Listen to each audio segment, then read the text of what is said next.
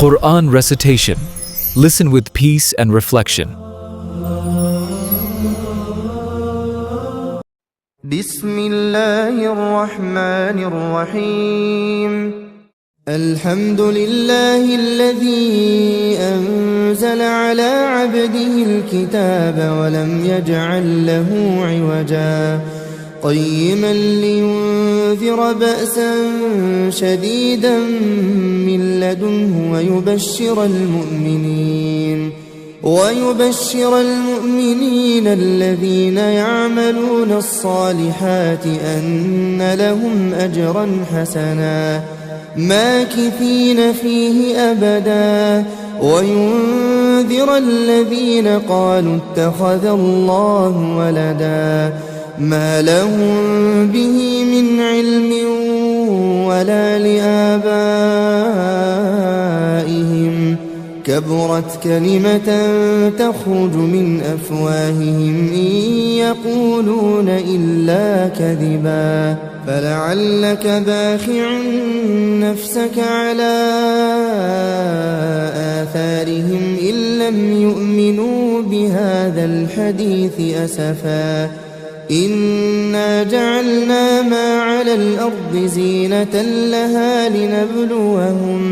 لنبلوهم أيهم أحسن عملا وإنا لجاعلون ما عليها صعيدا جرزا أم حسبت أن أصحاب الكهف والرقيم كانوا من آياتنا عجبا إذ أوى الفتية إلى الكهف فقالوا ربنا آتنا من لدنك رحمة وهيئ لنا من أمرنا رشدا فضربنا على آذانهم في الكهف سنين عددا ثم بعثناهم لنعلم أي الحزبين أحصى لما لبثوا أمدا نحن نقص عليك نبأهم بالحق إنهم فتية آمنوا بربهم وزدناهم هدى وربطنا على قلوبهم إذ قاموا فقالوا ربنا رب السماوات والأرض لن ندعو من دونه إلها لقد قلنا إذا شططا هؤلاء قوم اتخذوا من دونه آلهة لولا يأتون عليهم بسلطان بين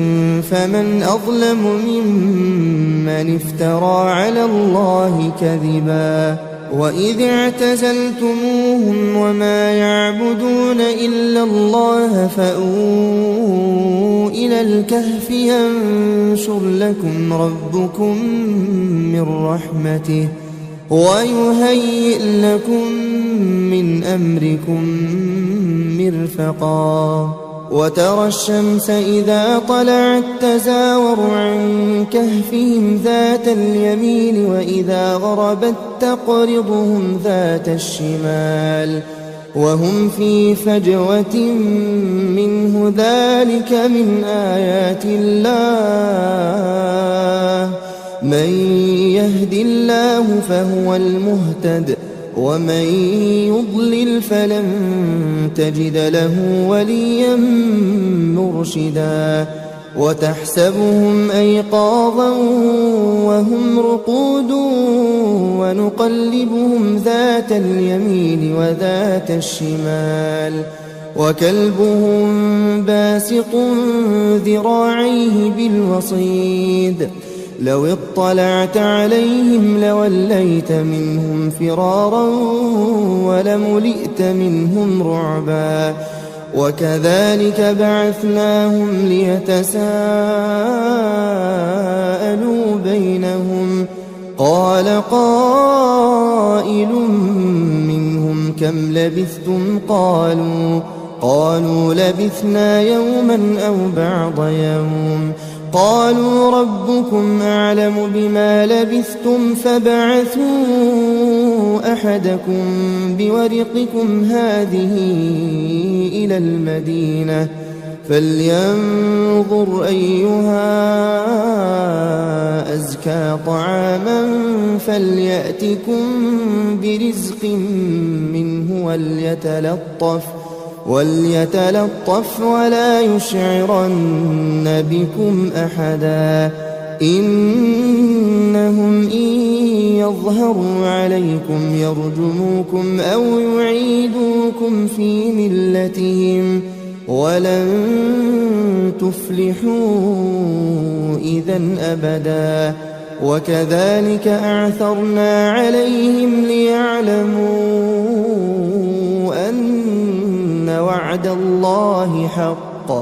وأن الساعة لا ريب فيها إذ يتنازعون بينهم أمرهم فقالوا بنوا عليهم بنيانا ربهم أعلم بهم قال الذين غلبوا على أمرهم لنتخذن عليهم مسجدا سيقولون ثلاثة رابعهم كلبهم ويقولون خمسة سادسهم كلبهم رجما بالغيب ويقولون سبعة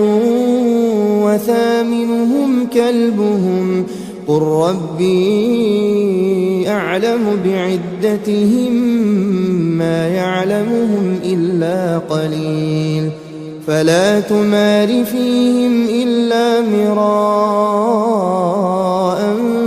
ظاهرا ولا تستفت فيهم منهم أحدا ولا تقولن لشيء إني فاعل ذلك غدا إلا أن يشاء الله واذكر ربك إذا نسيت وقل عسى أن يهديني ربي لأقرب من هذا رشدا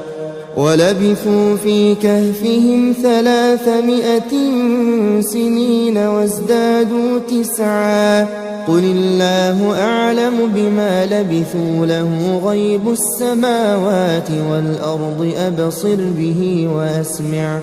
ما لهم من دونه من ولي ولا يشرك في حكمه أحدا واتل ما أوحي إليك من كتاب ربك لا مبدل لكلماته ولن تجد من دونه ملتحدا واصبر نفسك مع الذين يدعون ربهم بالغداة والعشي يريدون وجهه ولا تعد عيناك عنهم تريد زينة الحياة الدنيا ولا تطع من أغفلنا قلبه عن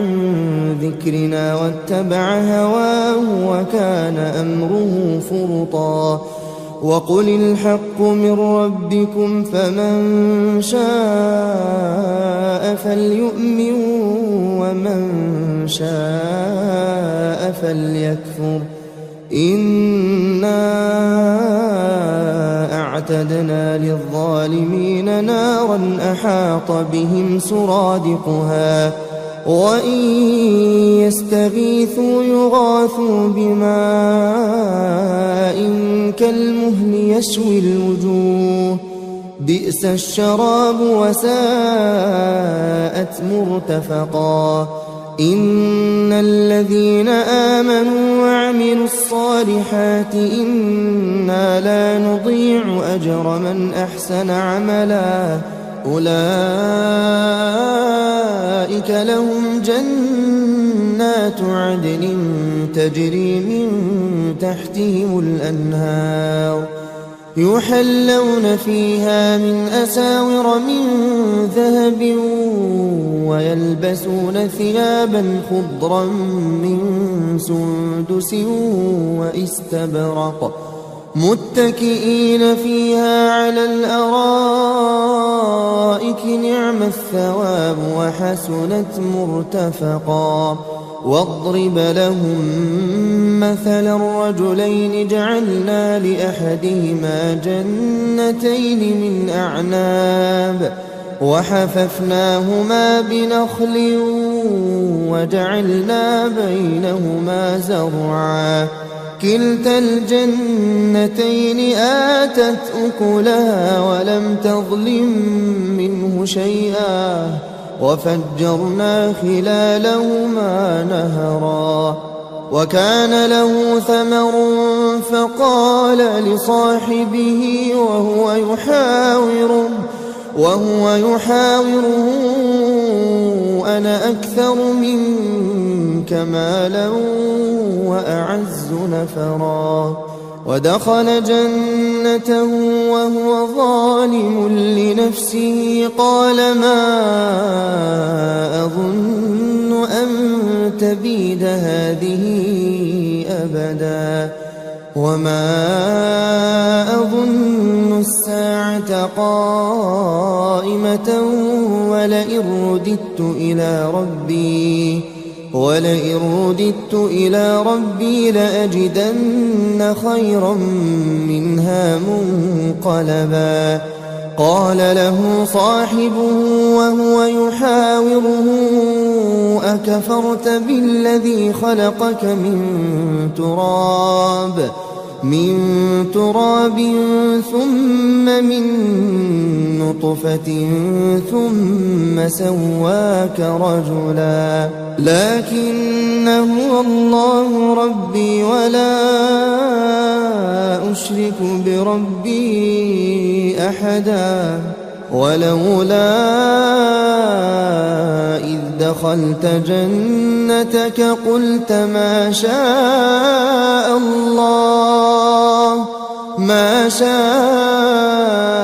الله لا قوة إلا بالله إن ترني أنا أقل منك مالا وولدا فعسى ربي أن يؤتيني خيرا من جنتك ويرسل عليها حسبانا من السماء فتصبح صعيدا زلقا أو يصبح ماؤها غورا فلن تستطيع له طلبا وأحيط بثمره فأصبح يقلب كفيه على ما أنفق فيها وهي خاوية على عروشها ويقول يا ليتني لم أشرك بربي أحدا ولم تكن له فئة ينصرونه من دون الله وما كان منتصرا هنالك الولاية لله الحق هو خير ثوابا وخير عقبا واضرب لهم مثل الحياة الدنيا كماء إن أنزلناه من السماء فاختلط به نبات الأرض فأصبح هشيما تذروه الرياح وكان الله على كل شيء مقتدرا المال والبنون زينة الحياة الدنيا والباقيات الصالحات خير عند ربك ثوابا وخير أملا ويوم نسير الجبال وترى الأرض بارزة وحشرناهم فلم نغادر منهم أحدا وعرضوا على ربك صفا لقد جئتمونا كما خلقناكم أول مرة بل زعمتم أن لن نجعل لكم موعدا ووضع الكتاب فترى المجرمين مشفقين مما فيه ويقولون يا ويلتنا ما لهذا الكتاب لا يغادر صغيرة ولا كبيرة إلا أحصاها ووجدوا ما عملوا حاضرا ولا يظلم ربك أحدا وإذ قلنا للملائكة اسجدوا لآدم فسجدوا إلا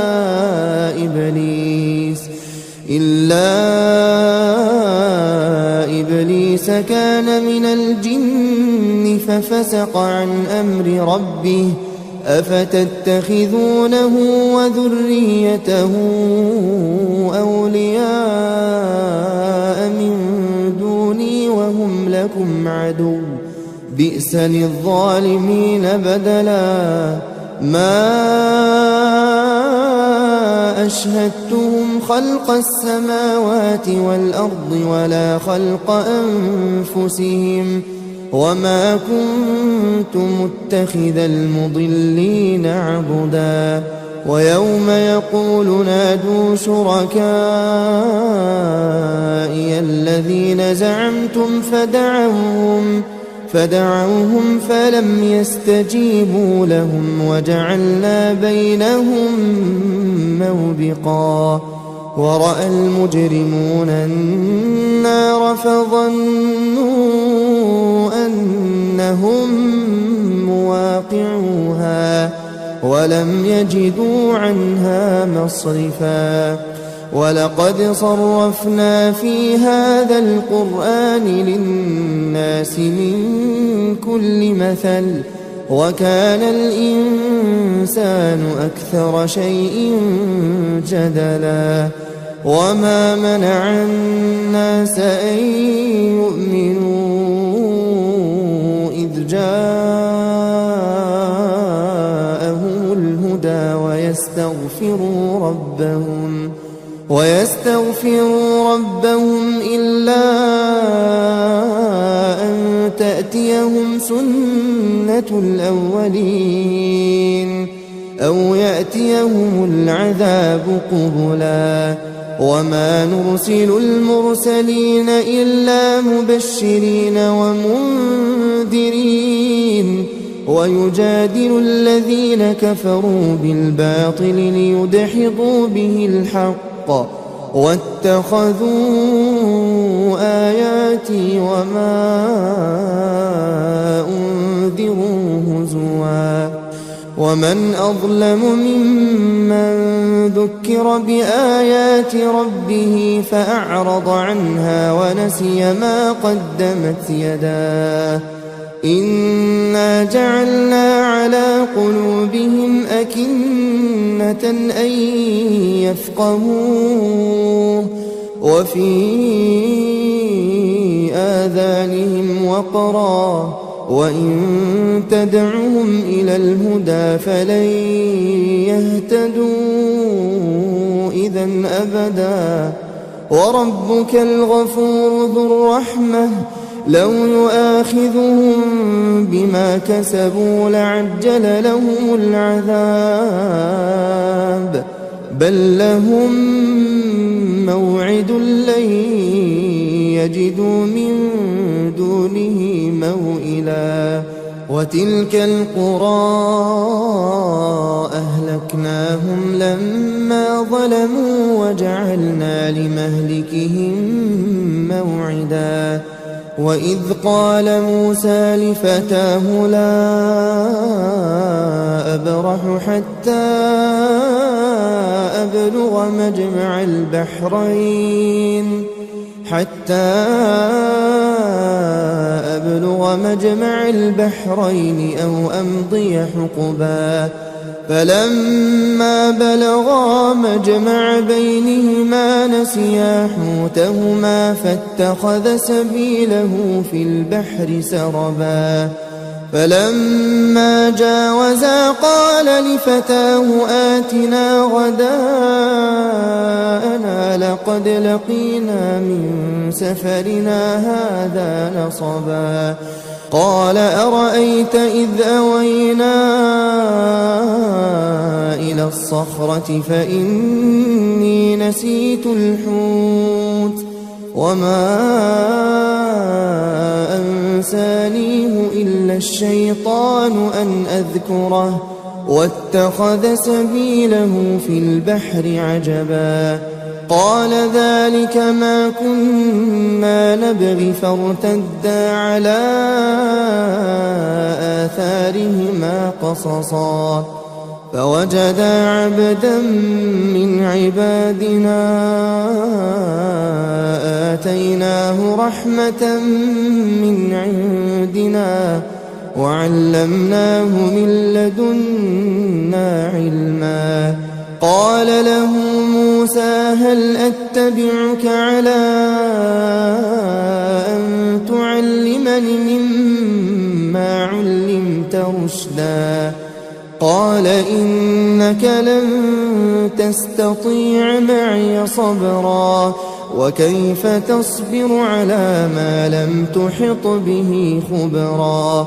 قال ستجدني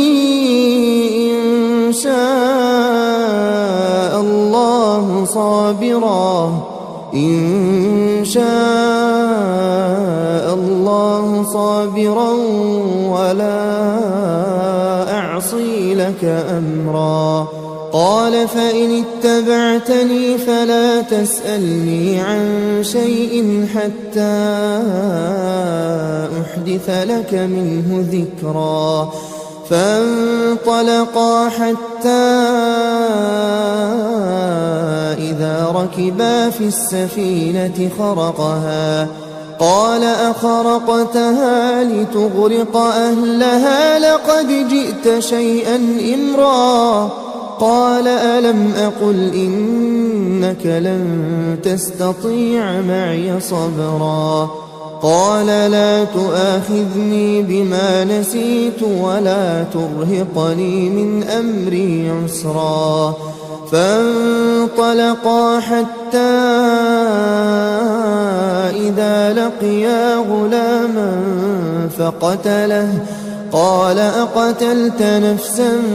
زكية بغير نفس لقد جئت شيئا نكرا قال ألم أقل لك إنك لن تستطيع معي صبرا قال إن سألتك عن شيء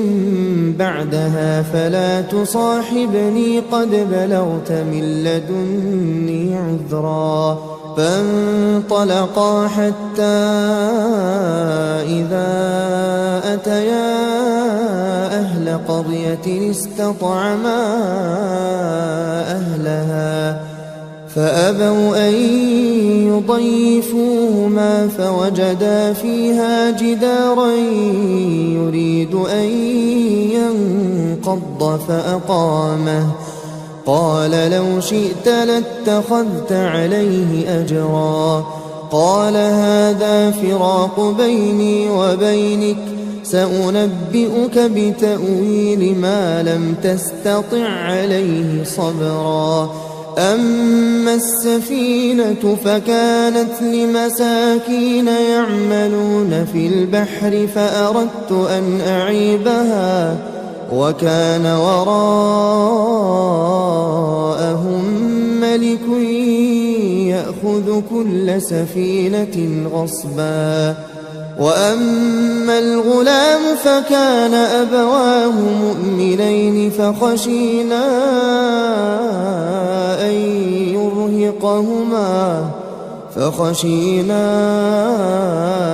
أن يرهقهما طغيانا وكفرا فأردنا أن يبدلهما ربهما خيرا منه زكاة وأقرب رحما وأما الجدار فكان لغلامين يتيمين في المدينة وكان تحته كنز لهما وكان أبوهما صالحا فأراد ربك أن يبلغا أشدهما ويستخرجا كنزهما رحمة من ربك وما فعلته عن أمري ذلك تأويل ما لم تسطع عليه صبرا ويسألونك عن ذي القرنين قل سأتلو عليكم منه ذكرا إنا مكنا له في الأرض وآتيناه من كل شيء سببا فأتبع سببا حتى إذا بلغ مغرب الشمس وجدها تغرب في عين حمئة ووجد عندها قوما قلنا يا ذا القرنين إما أن تعذب وإما أن تتخذ فيهم حسنا قال أما من ظلم فسوف نعذبه ثم يرد إلى ربه فيعذبه عذابا نكرا وأما من آمن وعمل صالحا فله جزاء الحسنى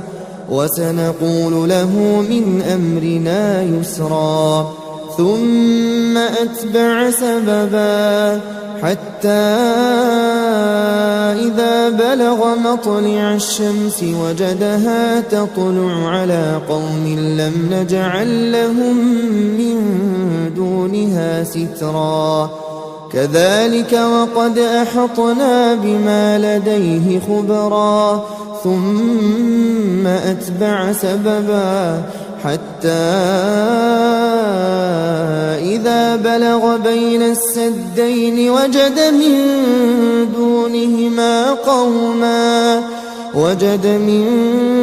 دونهما قوما لا يكادون يفقهون قولا قالوا يا ذا القرنين إن يأجوج ومأجوج مفسدون في الأرض فهل نجعل لك خرجا على أن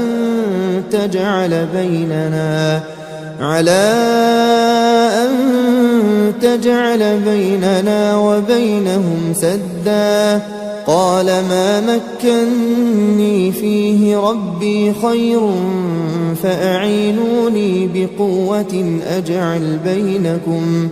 أجعل بينكم وبينهم ردما آتوني زبر الحديد حتى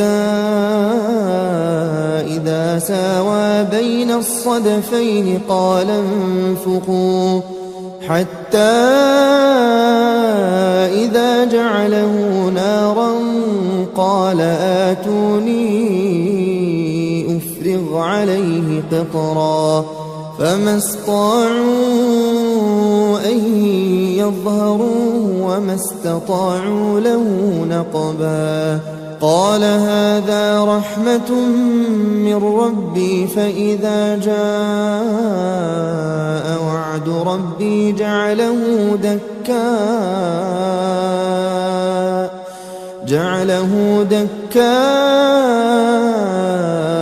وكان وعد ربي حقا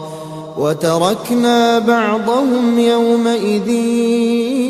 يموج في بعض ونفخ في الصور فجمعناهم جمعا وعرضنا جهنم يومئذ للكافرين عرضا الذين كانت أعينهم في غطاء عن ذكري وكانوا لا يستطيعون سمعا أفحسب الذين كفروا أن يتخذوا عبادي من دوني أولياء إنا أعتدنا جهنم للكافرين نزلا قل هل ننبئكم بالأخسرين أعمالا الذين ضل سعيهم في الحياة الدنيا وهم يحسبون أنهم يحسنون صنعا أولئك الذين كفروا بآيات ربهم ولقائه فحبطت أعمالهم فلا نقيم لهم يوم القيامة وزنا ذلك جزاؤهم جهنم بما كفروا واتخذوا آياتي ورسلي هزوا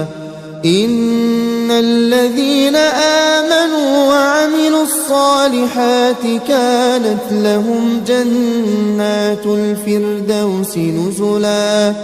خالدين فيها لا يبغون عنها حولا قل لو كان البحر مدادا لكلمات ربي لنفد البحر قبل أن تنفد كلمات ربي ولو جئنا بمثله مددا قل إنما أنا بشر مثلكم يوحى إلي أنما إلهكم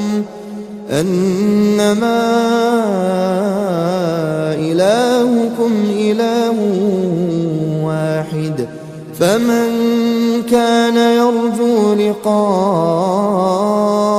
ربه فليعمل عملا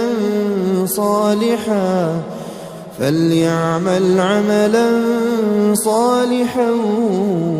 ولا يشرك بعبادة ربه أحدا بسم الله الرحمن الرحيم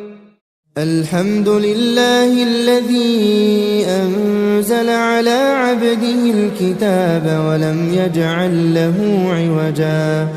قيما لينذر بأسا شديدا من لدنه ويبشر المؤمنين الذين يعملون الصالحات أن لهم أجرا حسنا ماكثين فيه أبدا وينذر الذين قالوا اتخذ الله ولدا ما لهم به من علم ولا لآبائهم كبرت كلمة تخرج من أفواههم إن يقولون إلا كذبا فلعلك باخع نفسك على آثارهم إن لم يؤمنوا بهذا الحديث أسفا إنا جعلنا ما على الأرض زينة لها لنبلوهم أيهم أحسن عملا وإنا لجاعلون ما عليها صعيدا جرزا أم حسبت أن أصحاب الكهف والرقيم كانوا من آياتنا عجبا إذ أوى الفتية إلى الكهف فقالوا ربنا آتنا من لدنك رحمة وهيئ لنا من أمرنا رشدا فضربنا على آذانهم في الكهف سنين عددا ثم بعثناهم لنعلم أي الحزبين أحصى لما لبثوا أمدا نحن نقص عليك نبأهم بالحق إنهم فتية آمنوا بربهم وزدناهم هدى وربطنا على قلوبهم إذ قاموا فقالوا ربنا رب السماوات والأرض لن ندعو من دونه إلها لقد قلنا إذا شططا هؤلاء قوم اتخذوا من دونه آلهة لولا يأتون عليهم بسلطان بين فمن أظلم ممن افترى على الله كذبا وإذ اعتزلتموهم وما يعبدون إلا الله فأووا إلى الكهف ينشر لكم ربكم من رحمته ويهيئ لكم من أمركم مرفقا وترى الشمس إذا طلعت تزاور عن كهفهم ذات اليمين وإذا غربت تقرضهم ذات الشمال وهم في فجوة منه ذلك من آيات الله من يهد الله فهو المهتد ومن يضلل فلن تجد له وليا مرشدا وتحسبهم أيقاظا وهم رقود ونقلبهم ذات اليمين وذات الشمال وكلبهم باسط ذراعيه بالوصيد لو اطلعت عليهم لوليت منهم فرارا ولملئت منهم رعبا وكذلك بعثناهم ليتساءلوا بينهم قال قائل منهم كم لبثتم قالوا لبثنا يوما أو بعض يوم قالوا ربكم أعلم بما لبثتم فابعثوا أحدكم بورقكم هذه إلى المدينة فلينظر أيها أزكى طعاما فليأتكم برزق منه وليتلطف ولا يشعرن بكم أحدا إنهم إن يظهروا عليكم يرجموكم أو يعيدوكم في ملتهم ولن تفلحوا إذا أبدا وكذلك أعثرنا عليهم ليعلموا أن وعد الله حق وأن الساعة لا ريب فيها إذ يتنازعون بينهم أمرهم فقالوا بنوا عليهم بنيانا ربهم أعلم بهم قال الذين غلبوا على أمرهم لنتخذن عليهم مسجدا سيقولون ثلاثة رابعهم كلبهم ويقولون خمسة سادسهم كلبهم رجما بالغيب ويقولون سبعة وثامنهم كلبهم قل ربي أعلم بعدتهم ما يعلمهم إلا قليل فلا تمار فيهم إلا مراء ظاهرا ولا تستفت فيهم منهم أحدا ولا تقولن لشيء إني فاعل ذلك غدا إلا أن يشاء الله واذكر ربك إذا نسيت وقل عسى أن يهديني ربي لأقرب من هذا رشدا ولبثوا في كهفهم 300 سنين وازدادوا 9 قل الله أعلم بما لبثوا له غيب السماوات والأرض أبصر به وأسمع ما لهم من دونه من ولي ولا يشرك في حكمه أحدا واتل ما أوحي إليك من كتاب ربك لا مبدل لكلماته ولن تجد من دونه ملتحدا واصبر نفسك مع الذين يدعون ربهم بالغداة والعشي يريدون وجهه ولا تعد عيناك عنهم تريد زينة الحياة الدنيا ولا تطع من أغفلنا قلبه عن ذكرنا واتبع هواه وكان أمره فرطا وقل الحق من ربكم فمن شاء فليؤمن ومن شاء فليكفر إنا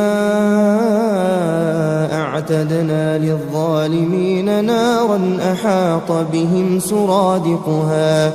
وإن يستغيثوا يغاثوا بماء كالمهل يشوي الوجوه بئس الشراب وساءت مرتفقا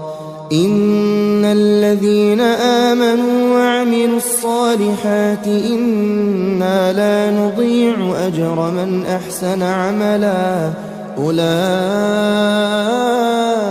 لهم جنات عدن تجري من تحتهم الأنهار يحلون فيها من أساور من ذهب ويلبسون ثيابا خضرا من سندس واستبرق متكئين فيها على الأرائك نعم الثواب وحسنت مرتفقا واضرب لهم مثلا الرجلين جعلنا لأحدهما جنتين من أعناب وحففناهما بنخل وجعلنا بينهما زرعا كلتا الجنتين آتت أكلها ولم تظلم منه شيئا وفجرنا خلالهما نهرا وكان له ثمر فقال لصاحبه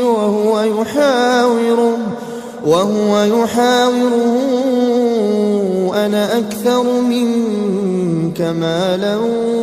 وأعز نفرا ودخل جنته وهو ظالم لنفسه قال ما أظن أن تبيد هذه أبدا وما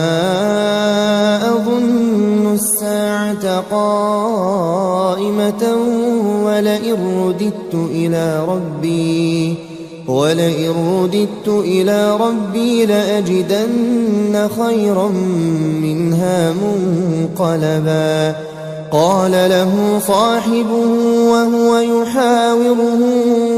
أكفرت بالذي خلقك من تراب من تراب ثم من نطفة ثم سواك رجلا لكن هو الله ربي ولا أشرك بربي أحدا ولولا إذ دخلت جنتك قلت ما شاء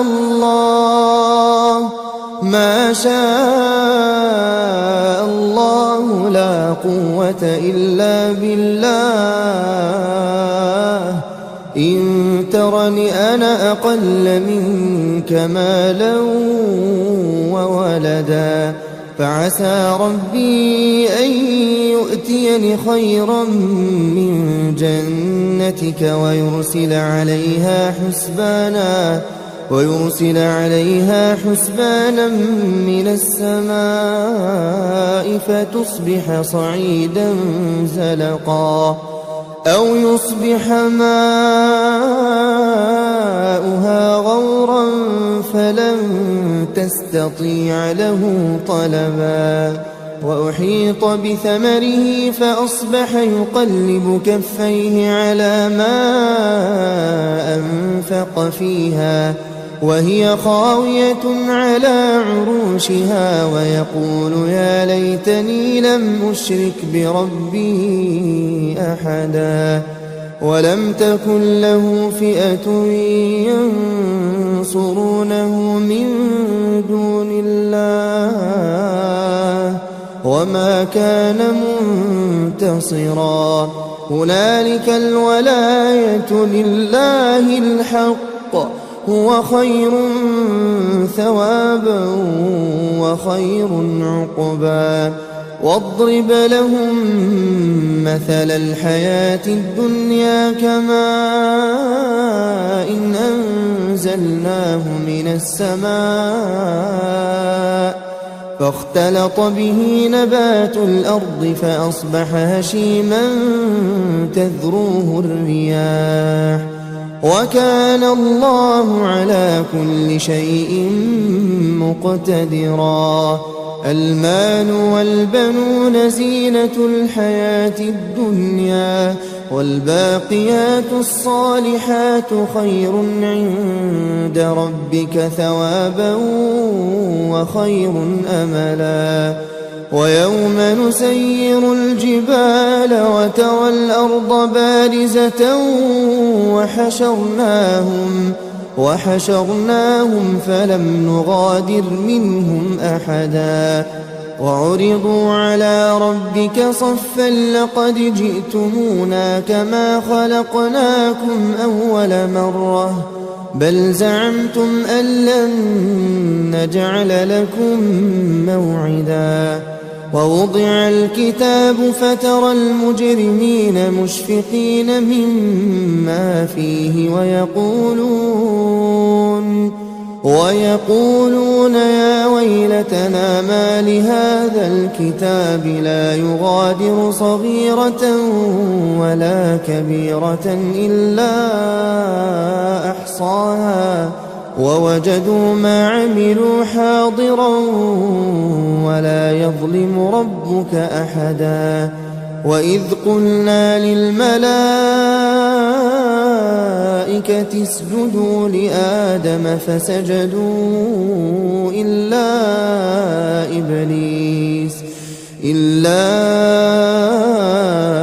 إبليس كان من الجن ففسق عن أمر ربه أفتتخذونه وذريته أولياء من دوني وهم لكم عدو بئس للظالمين بدلا ما أشهدتهم خلق السماوات والأرض ولا خلق أنفسهم وما كنت متخذ المضلين عضدا ويوم يقول نادوا شركائي الذين زعمتم فدعوهم فلم يستجيبوا لهم وجعلنا بينهم موبقا ورأى المجرمون النار فظنوا أنهم مواقعوها ولم يجدوا عنها مصرفا ولقد صرفنا في هذا القرآن للناس من كل مثل وكان الإنسان أكثر شيء جدلا وما منع الناس أن يؤمنوا إذ جاءهم الهدى ويستغفروا ربهم إلا أن تأتيهم سنة الأولين أو يأتيهم العذاب قبلا وما نرسل المرسلين إلا مبشرين ومنذرين ويجادل الذين كفروا بالباطل ليدحضوا به الحق واتخذوا آياتي وما أنذروا هزوا ومن أظلم ممن ذكر بآيات ربه فأعرض عنها ونسي ما قدمت يداه إنا جعلنا على قلوبهم أكنة أن يفقهوه وفي آذانهم وقرا وإن تدعهم إلى الهدى فلن يهتدوا إذا أبدا وربك الغفور ذو الرحمة لو يؤاخذهم بما كسبوا لعجل لهم العذاب بل لهم موعد لن يجدوا من دونه موئلا وتلك القرى أهلكناهم لما ظلموا وجعلنا لمهلكهم موعدا وإذ قال موسى لفتاه لا أبرح حتى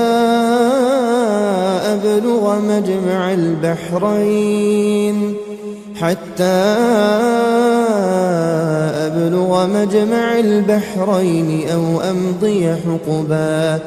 فلما بلغا مجمع بينهما نسيا حوتهما فاتخذ سبيله في البحر سربا فلما جاوزا قال لفتاه آتنا غداءنا لقد لقينا من سفرنا هذا نصبا قال أرأيت إذ أوينا إلى الصخرة فإني نسيت الحوت وما أنسانيه إلا الشيطان أن أذكره واتخذ سبيله في البحر عجبا قال ذلك ما كنا نبغي فارتدا على آثارهما قصصا فوجدا عبدا من عبادنا آتيناه رحمة من عندنا وعلمناه من لدنا علما قال له موسى هل أتبعك على أن تعلمني مما علمت رشدا قال إنك لن تستطيع معي صبرا وكيف تصبر على ما لم تحط به خبرا قال ستجدني إن شاء الله صابرا إن شاء الله الله صابرا ولا أعصي لك أمرا. قال فإن اتبعتني فلا تسألني عن شيء حتى أحدث لك منه ذكرا. فانطلقا حتى إذا ركبا في السفينة خرقها قال أخرقتها لتغرق أهلها لقد جئت شيئا إمرا. قال ألم أقل إنك لن تستطيع معي صبرا. قال لا تؤاخذني بما نسيت ولا ترهقني من أمري عسرا. فانطلقا حتى إذا لقيا غلاما فقتله قال أقتلت نفسا زكية بغير نفس لقد جئت شيئا نكرا. قال ألم أقل لك إنك لن تستطيع معي صبرا. قال إن سألتك عن شيء بعدها فلا تصاحبني قد بلغت من لدني عذرا. فانطلقا حتى إذا أتيا أهل قرية استطعما أهلها فأبوا أن يضيفوهما فوجدا فيها جدارا يريد أن ينقض فأقامه. قال لو شئت لاتخذت عليه أجرا. قال هذا فراق بيني وبينك سأنبئك بتأويل ما لم تستطع عليه صبرا. أما السفينة فكانت لمساكين يعملون في البحر فأردت أن أعيبها وكان وراءهم ملك يأخذ كل سفينة غصبا. وأما الغلام فكان أبواه مؤمنين فخشينا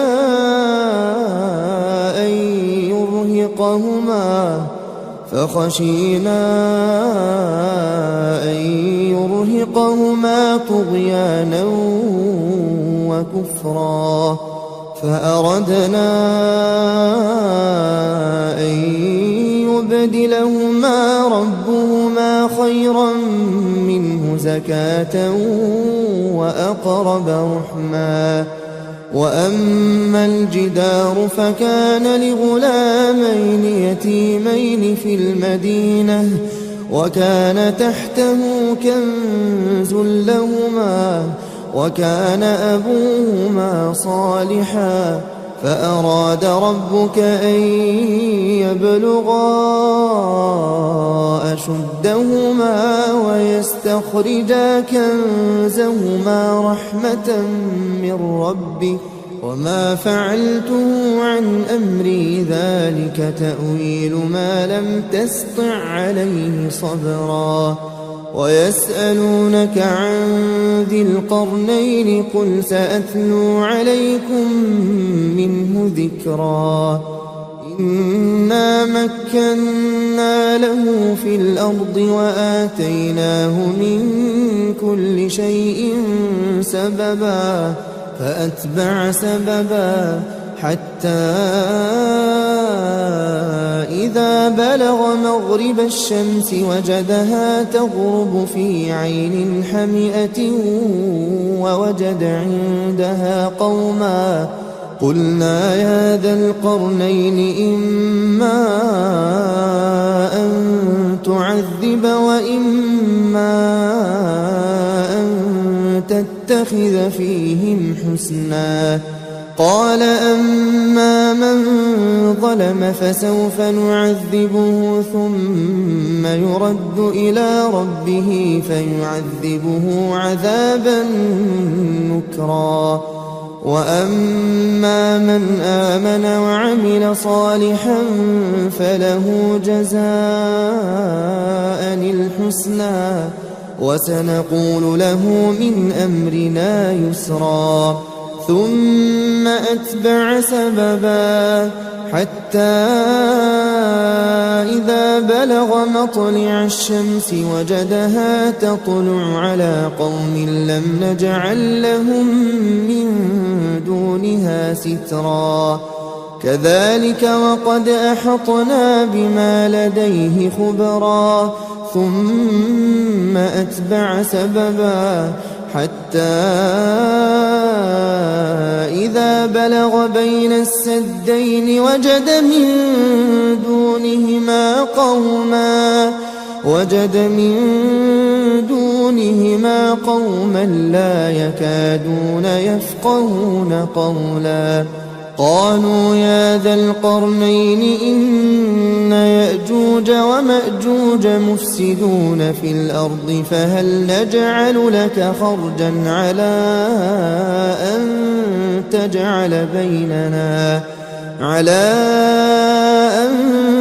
تجعل بيننا وبينهم سدا قال ما مكني فيه ربي خير فأعينوني بقوة أجعل بينكم وبينهم ردما آتوني زبر الحديد حتى إذا ساوى بين الصدفين قال انفخوا حتى إذا جعله نارا قال آتوني أفرغ عليه قطرا فما استطاعوا أن يظهروه وما استطاعوا له نقبا قال هذا رحمة من ربي فإذا جاء وعد ربي جعله دكاء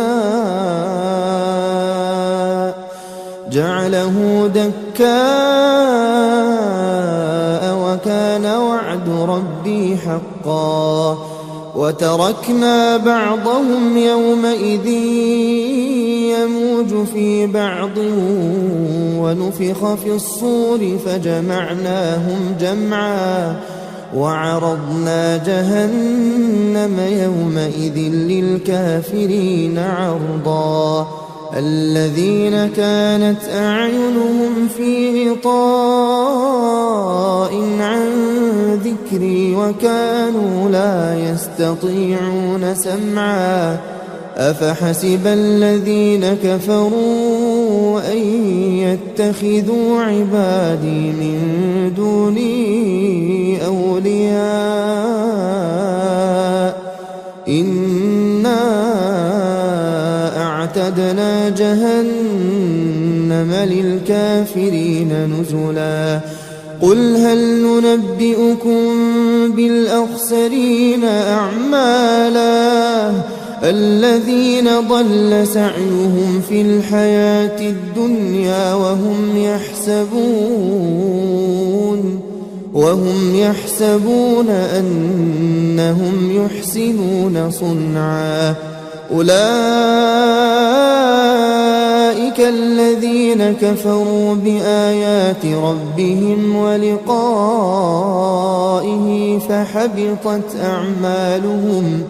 فحبطت أعمالهم فلا نقيم لهم يوم القيامة وزنا ذلك جزاؤهم جهنم بما كفروا واتخذوا آياتي ورسلي هزوا إن الذين آمنوا وعملوا الصالحات كانت لهم جنات الفردوس نزلا خالدين فيها لا يبغون عنها حولا قل لو كان البحر مدادا لكلمات ربي لنفد البحر قبل أن تنفد كلمات ربي ولو جئنا بمثله مددا قل إنما أنا بشر مثلكم يوحى إلي أنما إلهكم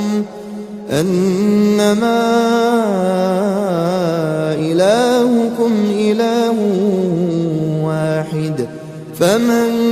كان يرجو لقاء ربه فليعمل عملا صالحا ولا يشرك بعبادة ربه أحدا.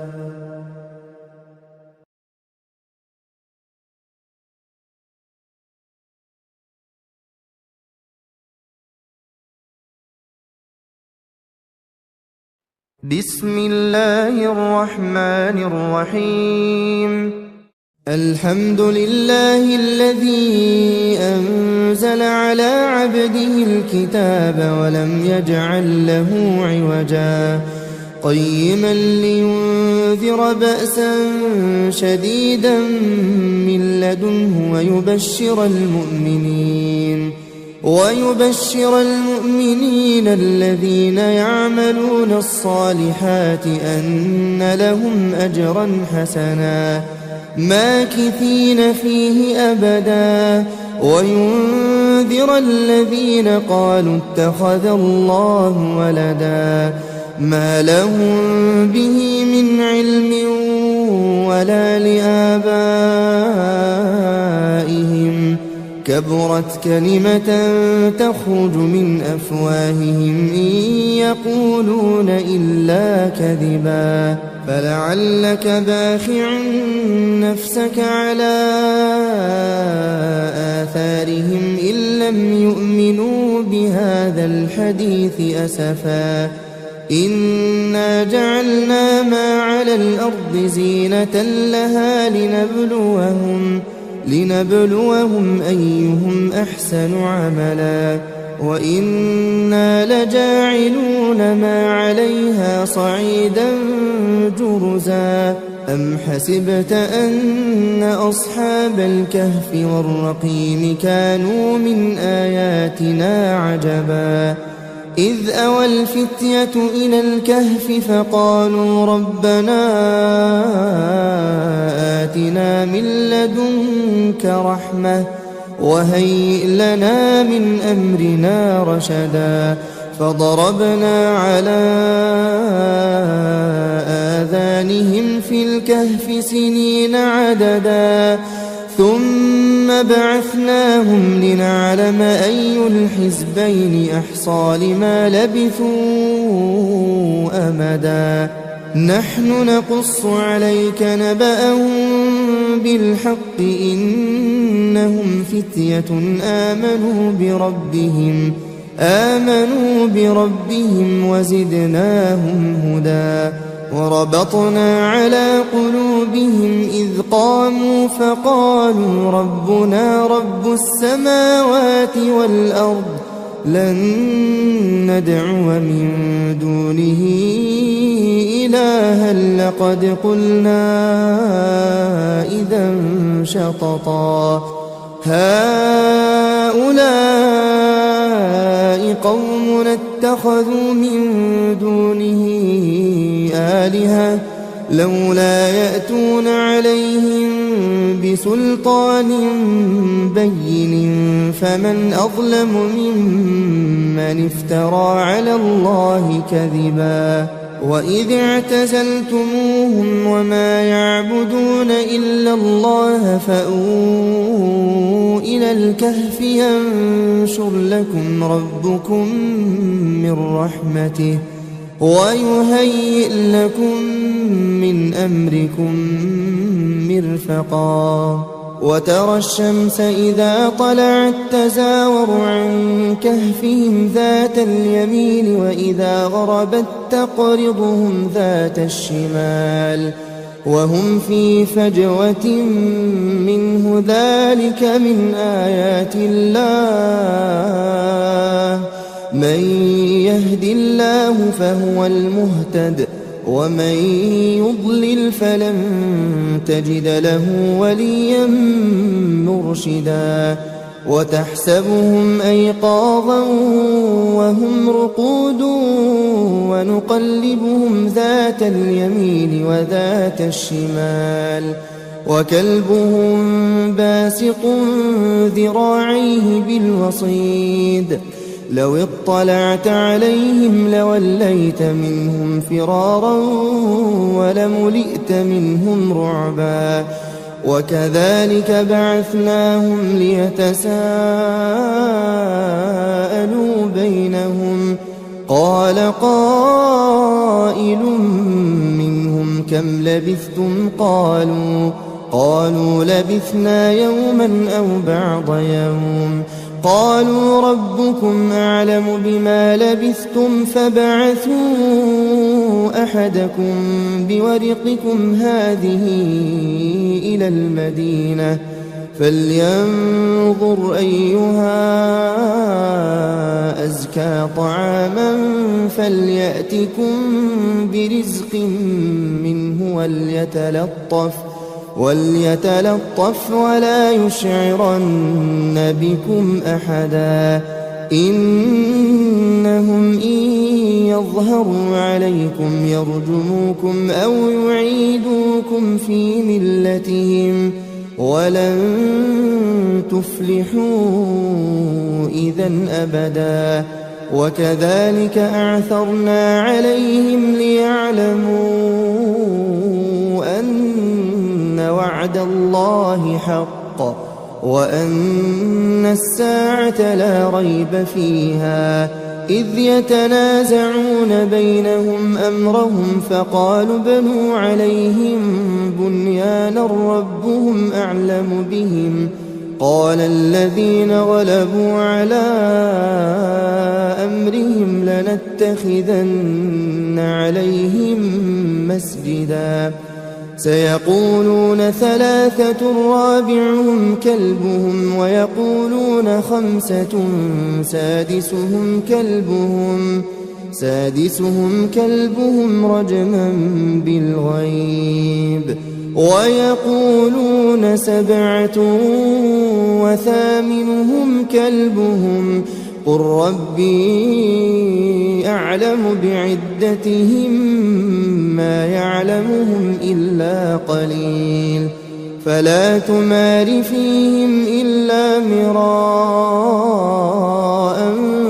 ظاهرا ولا تستفت فيهم منهم أحدا ولا تقولن لشيء إني فاعل ذلك غدا إلا أن يشاء الله واذكر ربك إذا نسيت وقل عسى أن يهديني ربي لأقرب من هذا رشدا ولبثوا في كهفهم 300 سنين وازدادوا 9 قل الله أعلم بما لبثوا له غيب السماوات والأرض أبصر به وأسمع ما لهم من دونه من ولي ولا يشرك في حكمه أحدا واتل ما أوحي إليك من كتاب ربك لا مبدل لكلماته ولن تجد من دونه ملتحدا واصبر نفسك مع الذين يدعون ربهم بالغداة والعشي يريدون وجهه ولا تعد عيناك عنهم تريد زينة الحياة الدنيا ولا تطع من أغفلنا قلبه عن ذكرنا واتبع هواه وكان أمره فرطا وقل الحق من ربكم فمن شاء فليؤمن ومن شاء فليكفر إنا أعتدنا للظالمين نارا أحاط بهم سرادقها وإن يستغيثوا يغاثوا بماء كالمهل يشوي الوجوه بئس الشراب وساءت مرتفقا إن الذين آمنوا وعملوا الصالحات إنا لا نضيع أجر من أحسن عملا أولئك لهم جنات عدن تجري من تحتهم الأنهار يحلون فيها من أساور من ذهب ويلبسون ثيابا خضرا من سندس واستبرق متكئين فيها على الأرائك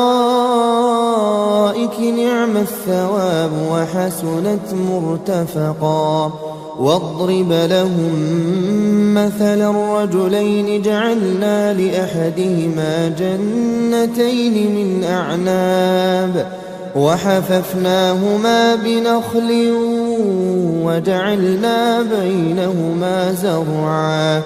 كلتا الجنتين آتت أكلها ولم تظلم منه شيئا وفجرنا خلالهما نهرا وكان له ثمر فقال لصاحبه وهو يحاوره أنا أكثر منك مالا وأعز نفرا ودخل جنته وهو ظالم لنفسه قال ما أظن أن تبيد هذه أبدا وما أظن الساعة قائمة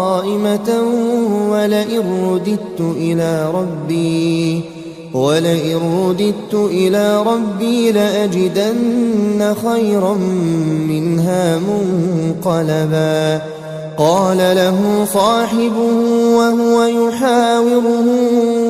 أكفرت بالذي خلقك من تراب ثم من نطفة ثم سواك رجلا لكن هو الله ربي ولا أشرك بربي أحدا ولولا إذ دخلت جنتك قلت ما شاء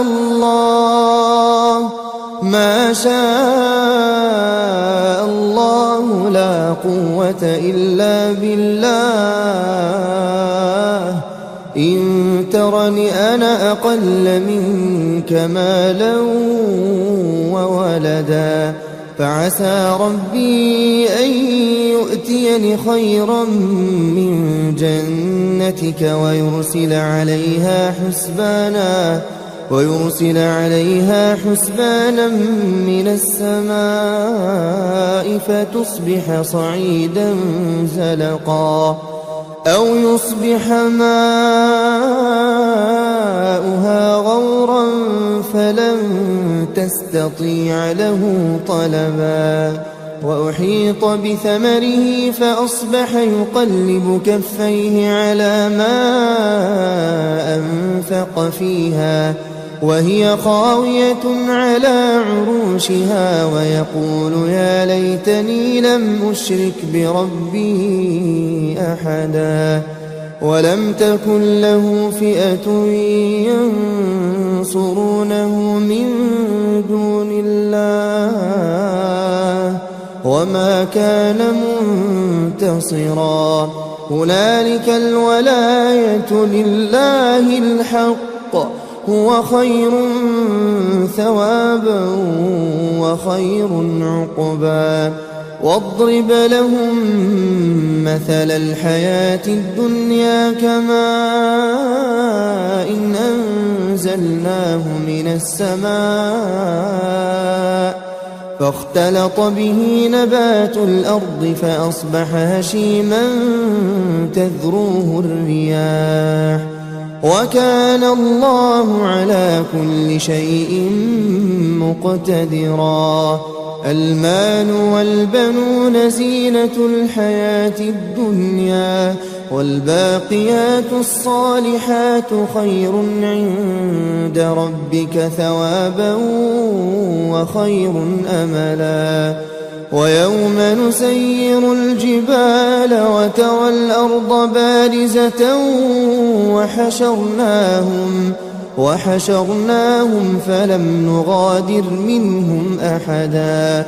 وعرضوا على ربك صفا لقد جئتمونا كما خلقناكم أول مرة بل زعمتم أن لن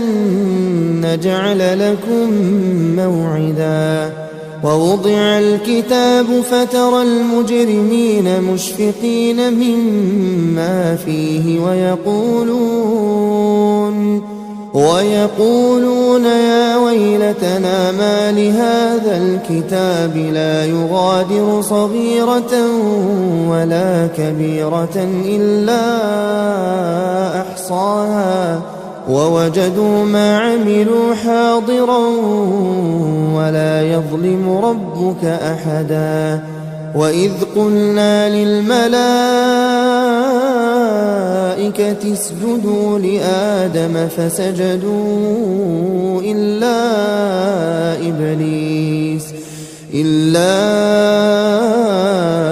إبليس كان من الجن ففسق عن أمر ربه أفتتخذونه وذريته أولياء من دوني وهم لكم عدو بئس للظالمين بدلا ما أشهدتهم خلق السماوات والأرض ولا خلق أنفسهم وما كنت متخذ المضلين عضدا ويوم يقول نادوا شركائي الذين زعمتم فدعوهم فلم يستجيبوا لهم وجعلنا بينهم موبقا ورأى المجرمون النار فظنوا أنهم مواقعوها ولم يجدوا عنها مصرفا ولقد صرفنا في هذا القرآن للناس من كل مثل وكان الإنسان أكثر شيء جدلا وما منع الناس أن يؤمنوا إذ جاءهم الهدى ويستغفروا ربهم إلا أن تأتيهم سنة الأولين أو يأتيهم العذاب قبلا وما نرسل المرسلين إلا مبشرين ومنذرين ويجادل الذين كفروا بالباطل ليدحضوا به الحق واتخذوا آياتي وما أنذروا هزوا ومن أظلم ممن ذكر بآيات ربه فأعرض عنها ونسي ما قدمت يداه إنا جعلنا على قلوبهم أكنة أن يفقهوه وفي آذانهم وقرا وإن تدعهم إلى الهدى فلن يهتدوا إذا أبدا وربك الغفور ذو الرحمة لو يؤاخذهم بما كسبوا لعجل لهم العذاب بل لهم موعد لن يجدوا من دونه موئلا وتلك القرى أهلكناهم لما ظلموا وجعلنا لمهلكهم موعدا وإذ قال موسى لفتاه لا أبرح حتى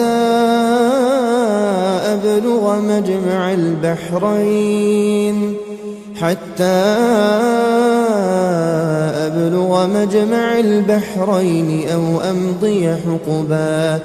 فلما بلغا مجمع بينهما نسيا حوتهما فاتخذ سبيله في البحر سربا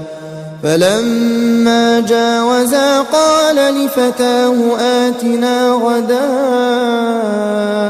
لقد لقينا من سفرنا هذا نصبا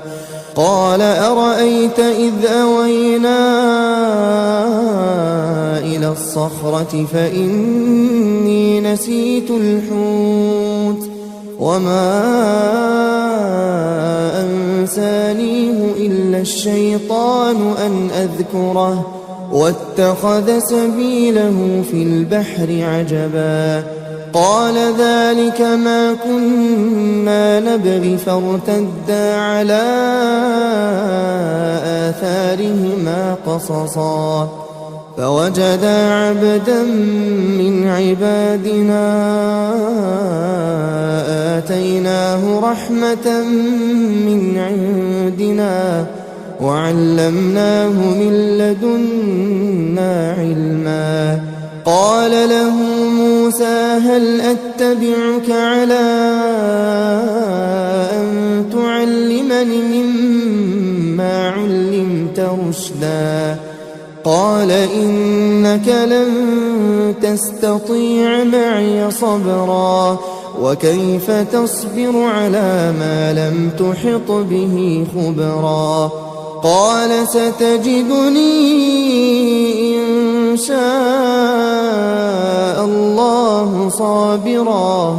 إن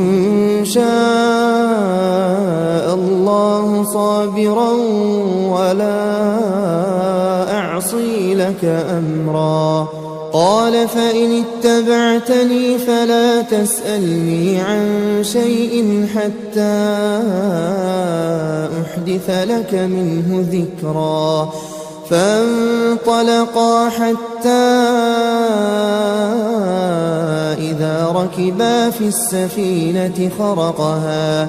قال أخرقتها لتغرق أهلها لقد جئت شيئا إمرا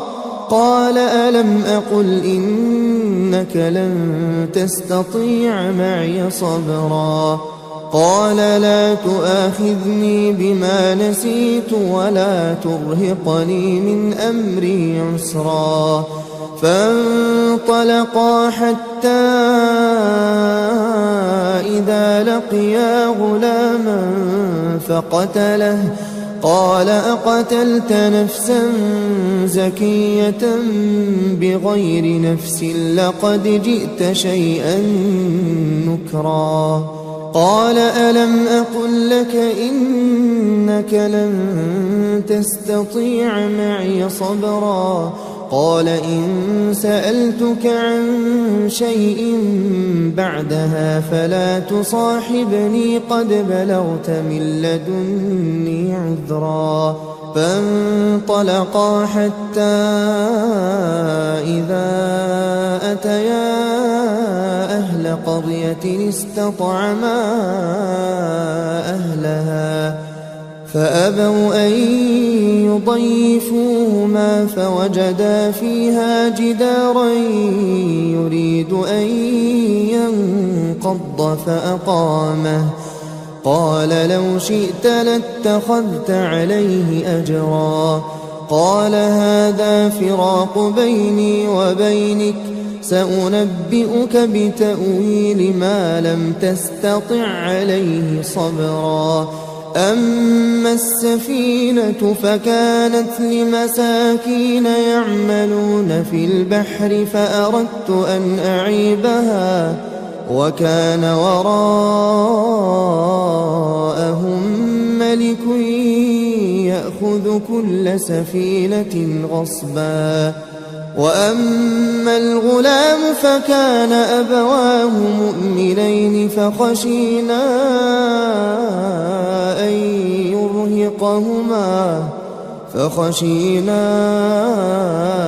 أن يرهقهما طغيانا وكفرا فأردنا أن يبدلهما ربهما خيرا منه زكاة وأقرب رحما وأما الجدار فكان لغلامين يتيمين في المدينة وكان تحته كنز لهما وكان أبوهما صالحا فأراد ربك أن يبلغا أشدهما ويستخرجا كنزهما رحمة من ربك وما فعلته عن أمري ذلك تأويل ما لم تسطع عليه صبرا ويسألونك عن ذي القرنين قل سأتلو عليكم منه ذكرا إنا مكنا له في الأرض وآتيناه من كل شيء سببا فأتبع سببا حتى إذا بلغ مغرب الشمس وجدها تغرب في عين حمئة ووجد عندها قوما قلنا يا ذا القرنين إما أن تعذب وإما أن تتخذ فيهم حسنا قال أما من ظلم فسوف نعذبه ثم يرد إلى ربه فيعذبه عذابا نكرا وأما من آمن وعمل صالحا فله جزاء الحسنى وسنقول له من أمرنا يسرا ثم أتبع سببا حتى إذا بلغ مطلع الشمس وجدها تطلع على قوم لم نجعل لهم من دونها سترا كذلك وقد أحطنا بما لديه خبرا ثم أتبع سببا حتى إذا بلغ بين السدين وجد من دونهما قوما لا يكادون يفقهون قولا قالوا يا ذا القرنين إن يأجوج ومأجوج مفسدون في الأرض فهل نجعل لك خرجا على أن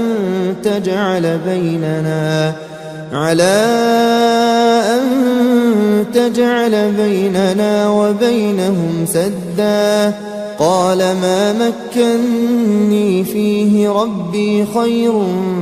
فأعينوني بقوة أجعل بينكم وبينهم ردما آتوني زبر الحديد حتى إذا ساوى بين الصدفين قال انفخوا حتى إذا جعله نارا قال آتوني أفرغ عليه قطرا فما استطاعوا أن يظهروه وما استطاعوا له نقبا قال هذا رحمة من ربي فإذا جاء وعد ربي جعله دكاء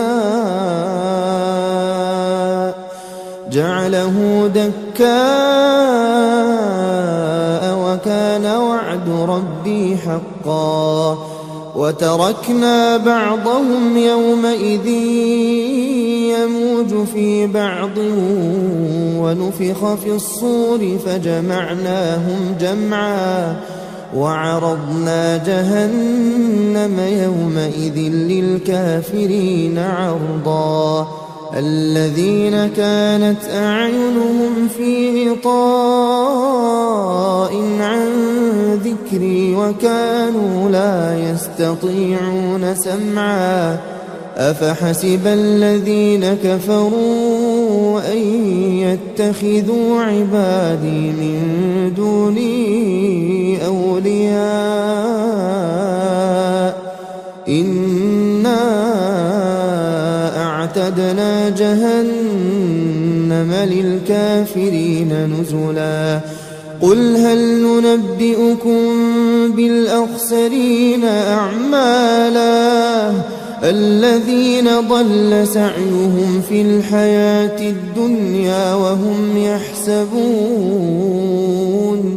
وهم يحسبون أنهم يحسنون صنعا أولئك الذين كفروا بآيات ربهم ولقائه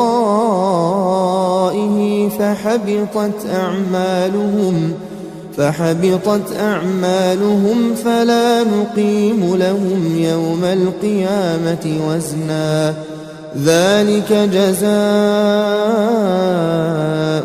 جهنم بما كفروا واتخذوا آياتي ورسلي هزوا إن الذين آمنوا وعملوا الصالحات كانت لهم جنات الفردوس نزلا خالدين فيها لا يبغون عنها حولا قل لو كان البحر مدادا لكلمات ربي لنفد البحر قبل أن تنفد كلمات ربي ولو جئنا بمثله مددا قل إنما أنا بشر مثلكم يوحى إلي أنما إلهكم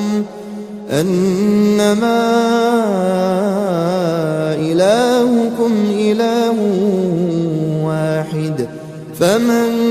كان يرجو لقاء ربه فليعمل عملا